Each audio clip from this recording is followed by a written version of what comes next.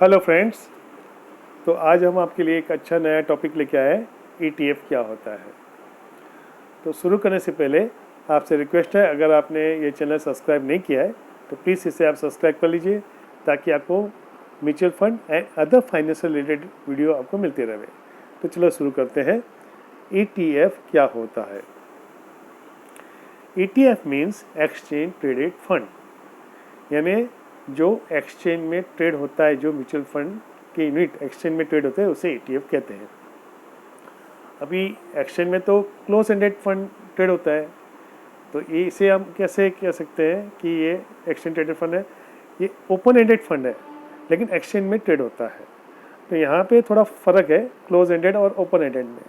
Open ended में क्या होता है कि इन्वेस्टर एएमसी के जरिए अपना यूनिट, म्यूचुअल फंड का यूनिट कभी भी रिडीम करा सकता है, या फिर नया उसे परचेस भी कर सकता है, या सेल भी कर सकता है म्यूचुअल फंड को, और उसे नया यूनिट परचेस करना है तो परचेस भी कर सकता है। तो म्यूचुअल फंड हमेशा ओपन एंडेड स्कीम में हमेशा ओपन रहती है for issuing and redeeming the units. ये ओपन एंडेड में। क्लोज एंडेड में क्या होता है कि म्यूचुअल फंड जब यूनिट स्टार्टिंग में एनएफओ के टाइम इशू करती है, तो इतने ही यूनिट कांस्टेंट रहते हैं। मान लीजिए उन्होंने 10 लाख यूनिट इशू किए उस टाइम पे, तो जब तक मैच्योरिटी के टाइम पे उतने ही रहेंगे, और बीच में ना तो बढ़ता है ना घटता है। ये एक्सचेंज में लिस्ट कर देते क्लोज एंडेड स्कीम को, और वहाँ पे इन्वेस्टर ट्रेड करते हैं दूसरे इन्वेस्टर से, यानी बायर सेलर को ढूंढता है, सेलर बायर को ढूंढता है, और वहाँ पे एनएवी के नज़दीक या थोड़ा दूर में भी, थोड़ा गैप में भी ट्रांजेक्शन होते हैं। तो ये लिक्विडिटी उसमें कम होती है क्लोज एंडेड में। और मैच्योरिटी के टाइम पे जो इन्वेस्टर के टाइम पे जितने यूनिट जमा थे, उसी मैच्योरिटी में जो डेट में जो एनएवी रहेगी, उस एनएवी के हिसाब से उसके अकाउंट में पैसा जमा हो जाते हैं। ये क्लोज एंडेड का है। अब ये exchange traded fund open ended है, फिर भी एक्सचेंज में लिस्ट होता है। उसका कारण ये है कि उसमें लिक्विडिटी इन्वेस्टर को प्रोवाइड करने के लिए, और उसमें मार्केट म्यूचुअल फंड है वो मार्केट मेकर्स को अपॉइंट करती है।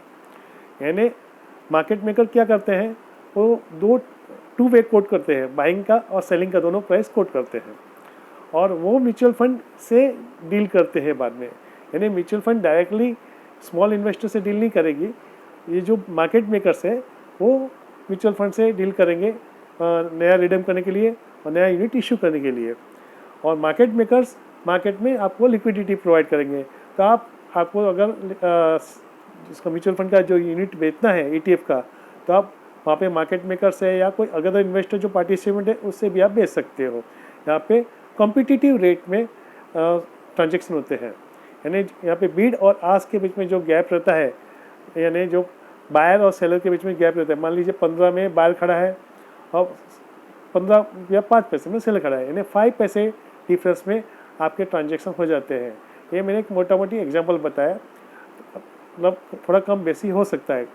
तो यहाँ पे मार्केट मेकर्स आपको लिक्विडिटी प्रोवाइड कर देता है by giving two way quotes, bid price and ask price. अभी हम ईटीएफ के थोड़े फीचर समझेंगे। ETF are based on standardise portfolio like index और standardise asset such as gold, silver etcetera.